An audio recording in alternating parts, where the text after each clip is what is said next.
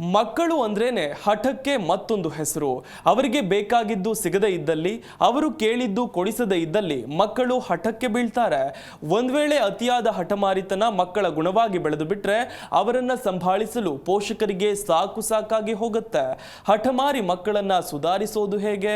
ಮಕ್ಕಳ ವಿಪರೀತ ಹಠಮಾರಿತನ ಹೋಗಲಾಡಿಸಲು ಸುಲಭೋಪಾಯವೇನು? ತೋರಿಸ್ತೀವಿ ನೋಡಿ.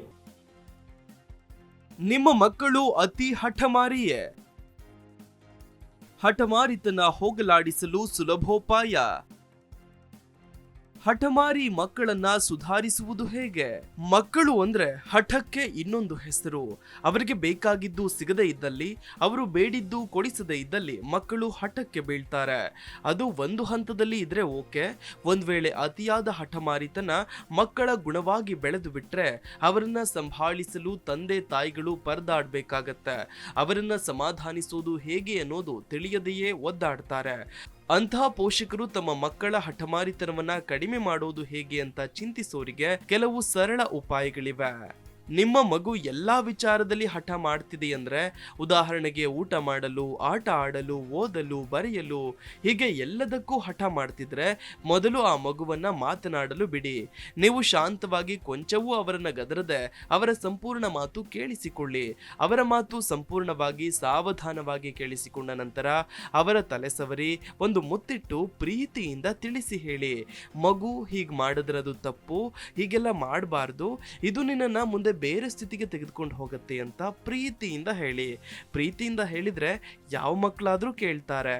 ಮಕ್ಕಳನ್ನ ಯಾವುದೇ ವಿಚಾರದಲ್ಲಾಗ್ಲಿ ಯಾವುದೇ ವಿಷಯದಲ್ಲಾಗ್ಲಿ ಒತ್ತಾಯ ಮಾಡಬೇಡಿ. ಅವರಿಗೆ ಒತ್ತಡ ಅನ್ಸುವಂತೆ ಮಾಡಬೇಡಿ. ನಾನು ಓದೋದಿಲ್ಲ ಅಂದಾಗ, ಆಯ್ತು ಒಂದ್ ಅರ್ಧ ಗಂಟೆ ಆಟ ಆಡು ಇಲ್ಲ ಟಿವಿ ನೋಡು, ಆಮೇಲೆ ನೀನ್ ಮಾಡಬೇಕಾದ ಹೋಮ್ವರ್ಕ್ ಅನ್ನ ಮಾಡಿ ಮುಗಿಸು ಅಂತ ಸಮಾಧಾನದಿಂದ ತಿಳಿಸಿ ಹೇಳಿ. ಮಕ್ಕಳನ್ನ ನಮ್ಮೊಂದಿಗೆ ಭಾವನಾತ್ಮಕವಾಗಿ ಬೆಸೆಯುವಂತೆ ಕಾರ್ಯಗಳು ನಡಿಬೇಕು. ಇಲ್ಲದಿದ್ರೆ ಅವರ ಹಠ ಎಲ್ಲ ಸೀಮೆಯನ್ನ ದಾಟಿ ಹೋಗೋ ಸಾಧ್ಯತೆ ಇರ್ತವೆ. ನಿಮ್ಮ ಮಗು ಟಿವಿ ನೋಡೋದಕ್ಕೆ ಹಠ ಮಾಡ್ತಿದೆಯಂತ ಆಗ ಅದನ್ನ ಗದರಿಸಿ ಬೆದರಿಸಿ ನೋಡಬೇಡ ಅಂತ ಹೇಳ್ಬೇಡಿ. ಅದರ ಜೊತೆ ಕುಳಿತು ಮಾತನಾಡಲು ಪ್ರಯತ್ನಿಸಿ. ಬೇರೆ ವಿಷಯಗಳ ಬಗ್ಗೆ, ಹೊಸ ವಿಷಯಗಳ ಬಗ್ಗೆ ಹೇಳ್ಕೊಡಿ. ಅವರಿಗೆ ಅದರ ಮೇಲೆ ಕುತೂಹಲ ಮೂಡುವಂತೆ ಮಾಡಿ. ಟಿವಿ ನೋಡೋ ಬದಲು ಸೈಕಲ್ ಹೊಡೆಯೋದನ್ನ ರೂಢಿ ಮಾಡ್ಕೋ ಅಂತ, ಆ ಮೂಲಕ ನೀನು ಸ್ಟ್ರಾಂಗ್ ಆಗ್ತೀಯಾ ಅಂತ ಹೇಳಿ. ಬಾ, ಟಿವಿಗಿಂತ ನಾನು ನಿನ್ಗೊಂದು ಕತೆ ಹೇಳ್ತೀನಿ ಅಂತ, ತುಂಬಾ ಇಂಟ್ರೆಸ್ಟಿಂಗ್ ಆಗಿರತ್ತೆ ಅಂತ ಅವರ ಧ್ಯಾನವನ್ನ ಬೇರೆ ಕಡೆಗೆ ತಿರುಗಿಸಿ.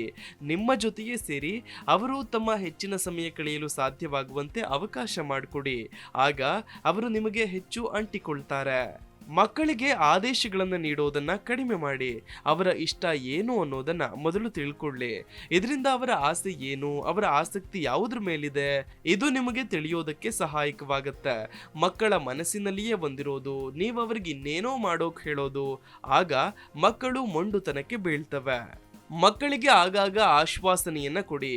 ನೋಡು, ನೀ ಈ ಬಾರಿ ಇದನ್ನ ಮಾಡಿದ್ರೆ ನಿನಗೆ ನಾನು ಇಂಥ ಆಟಿಕೆ ಕೊಡಿಸ್ತೀನಿ ಇಲ್ಲ ಗಿಫ್ಟ್ ಕೊಡಿಸ್ತೀನಿ ಅಂತ ಹೇಳಿ ಅವರ ಸಣ್ಣ ಸಣ್ಣ ಸಾಧನೆಗಳನ್ನ ಗುರುತಿಸಿ ಭೇಷ್ ಎನ್ನಿ.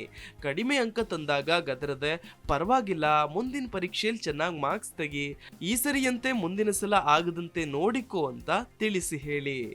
Desk bureau, G Kannada news. G Kannada news ಈಗ ನಿಮ್ಮ ಮನೆಯಲ್ಲೇ ನೋಡಿ.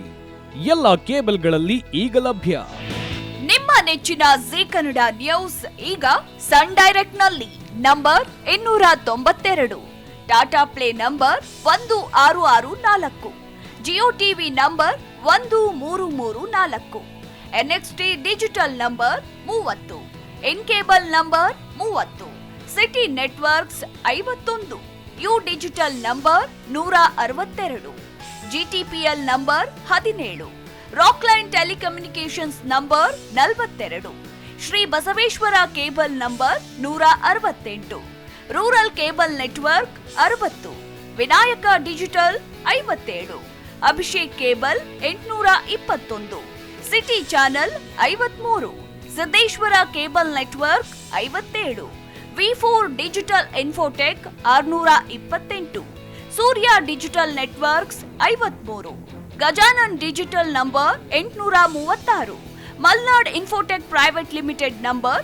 56, metrocast number 830, victory digital number 167ರಲ್ಲಿ ನೋಡಿ ಆನಂದಿಸಿ.